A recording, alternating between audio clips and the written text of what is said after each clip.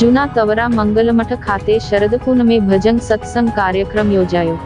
ભરૂચ તાલુકાના જૂના તવરા ગામે નર્મદા નદીના કિનારે આવેલ મંગલમઠ કબીર આશ્રમ ખાતે શરદ પૂનમની ભવ્ય ઉજવણી કરવામાં આવી હતી, જેમાં મંગલમઠ પરિષદમાં સવારથી જ વિવિધ ધાર્મિક કાર્યક્રમોનું આયોજન કરવામાં આવ્યું હતું, જેમાં મહાઆરતી, ભજન, સત્સંગ અને મહાપ્રસાદી સહિતના વિવિધ કાર્યક્રમો યોજવામાં આવ્યા હતા. મંગલમઠ કબીર આશ્રમના મહંત ચેતનદાસ સાહેબે શરદ પૂનમનું મહત્વ સમજાવ્યું હતું.